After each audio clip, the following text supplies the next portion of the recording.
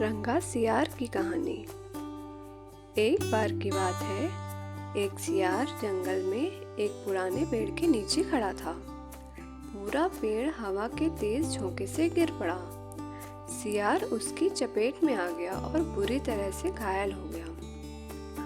वह किसी तरह घिसटता घिसटता अपनी मांद तक पहुंचा। कई दिन बाद वह मांद से बाहर आया। उसे भूख लग रही थी, शरीर भी कमजोर हो गया था। तभी उसे एक खरगोश नजर आया। उसे दबोचने के लिए वह झपटा। सियार कुछ दूर तक भागकर हाँफने लगा। उसके शरीर में जान ही कहाँ रह गई थी। फिर उसने एक बटेर का पीछा करने की कोशिश की। वहां भी वह असफल रहा। हिरण का पीछा करने की तो उसकी हिम्मत भी ना हुई। वह खड़ा सोचने लगा, शिकार वह कर नहीं पा रहा है, भूखों मरने की नौबत आ गई, अब क्या किया जाए। वह इधर उधर घूमने लगा, पर कहीं कोई मरा जानवर भी नहीं मिला। घूमता घूमता वह एक बस्ती में आ गया।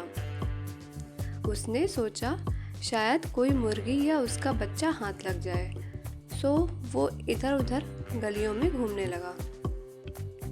तभी कुत्ते भौं भौं करते उसके पीछे पड़ गए। सियार को जान बचाने के लिए भागना पड़ा। गलियों में घुसकर उसको छकाने की कोशिश करने लगा, पर कुत्ते तो कस्बों की गली गली से ही परिचित थे। सियार के पीछे पड़े कुत्तों की टोली बढ़ती ही जा रही थी और सियार के कमजोर शरीर का बल समाप्त होता जा रहा था। सियार भागता हुआ रंगरेजों की बस्ती में आ पहुंचा। उसे वहां एक घर के सामने एक बड़ा ड्रम नजर आया। वह जान बचाने के लिए उसी ड्रम में कूद पड़ा। ड्रम में रंगरेज ने कपड़े रंगने के लिए रंग घोल रखा था। कुत्तों का टोला भौंकता चला गया। सियार सांस रोककर रंग में डूबा रहा। वह केवल सांस लेने के लिए अपना चेहरा बाहर निकालता था। जब उसे पूरा यकीन हो गया कि अब कोई खतरा नहीं है, तो वह बाहर निकला। वह रंग में भीग चुका था। जंगल में पहुंचकर उसने देखा कि उसके शरीर का सारा रंग नीला हो गया है। उस ड्रम में रंगरेज ने नीला रंग घोल रखा था। उसके नीले रंग से जो भी जीव उसे देखता वह भयभीत हो जाता। उसको खौफ से कांपते देखकर रंगे सियार के दुष्ट दिमाग में एक योजना आई। रंगे सियार ने डर कर भागते जीवों को आवाज दी, भाइयों भागो मत, मेरी बात सुनो। उसकी बात सुनकर सभी भागते जानवर ठहर गए। उसके ठिठकने के रंगे सियार ने फायदा उठाया और बोला, देखो देखो मेरा रंग, ऐसा रंग किसी जानवर का है धरती पर? नहीं ना। मतलब समझो, भगवान ने मुझे यह खास रंग देकर तुम्हारे पास भेजा है। तुम सब जानवरों को बुला लाओ तो मैं भगवान का संदेश सुनाऊं। उसकी बातों का सब पर गहरा प्रभाव पड़ा। वे जाकर जंगल के सभी दूसरे जानवरों को बुलाकर ले आए। जब सभी आ गए तो रंगा सियार एक ऊंचे पत्थर पर चढ़कर बोला, वन्य प्राणियों, प्रजापति ब्रह्मा ने मुझे खुद अपने हाथों से इस अलौकिक रंग का प्राणी बनाकर कहा कि संसार में जानवरों का कोई शासक नहीं है। तुम्हें जाकर जानवरों का राजा बनकर उनका कल्याण करना है। तुम्हारा नाम सम्राट सियार होगा। तीनों लोगों के वन्य जीव तुम्हारी प्रजा होंगे। अब तुम लोग अनाथ नहीं रहे, मेरी छत्र छाया में निर्भय होकर रहो। सभी जानवर वैसे ही सियार के अजीब रंग से चकराए हुए थे।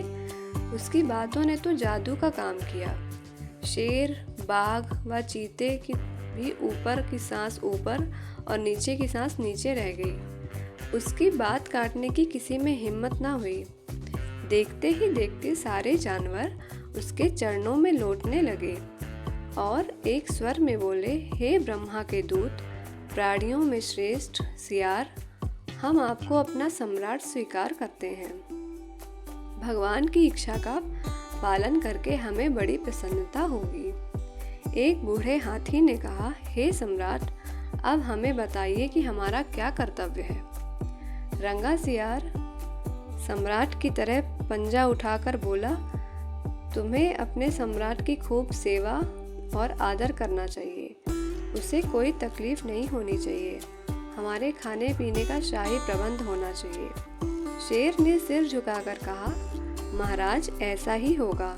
आपकी सेवा करके हमारा जीवन धन्य हो जाएगा। बस सम्राट सियार बने रंगे सियार के शाही ठाठ हो गए। वह राजसी शान से रहने लगा। कई लोमड़ियां उसकी सेवा में लगी रहती। भालू पंखा झुलाता।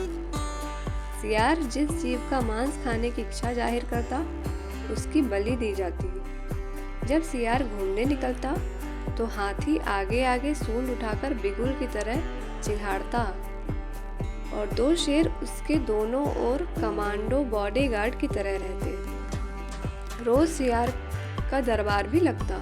रंगे सियार ने एक चालाकी यह कर दी कि सम्राट बनते ही सियारों को शाही आदेश जारी कर उस जंगल से भगा दिया था।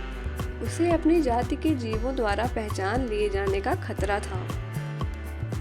एक दिन सम्राट सियार खूब खा पीकर अपने शाही मान में आराम कर रहा था कि बाहर उजाला देखकर उठा। बाहर आया तो चांदनी रात खिली हुई थी। पास के जंगल में सियारों की टोलियां हू हू की बोली बोल रही थी। उस आवाज को सुनते ही सियार अपना आपा खो बैठा। उसके अंदर के जन्मजात स्वभाव ने जोर मारा और वह भी मुंह चांद की ओर उठाकर और सियारों के स्वर मिलाकर हू हू करने लगा। शेर और बाघ ने उसे हू हू करते देख लिया। वे चौंके। बाघ बोला, अरे यह तो सियार है और हमें धोखा देकर सम्राट बना रहा। मारो इस नीच को। शेर और बाघ उसकी ओर दौड़े और देखते ही देखते उसे मार डाला। इस कहानी से यह सीख मिलती है कि नकलीपन की पोल देर या सवेर जरूर खुल जाती है। अगर आप इस तरह की और भी कहानियाँ सुनना चाहते हैं तो प्लीज़ इस चैनल को सब्सक्राइब करें। धन्यवाद।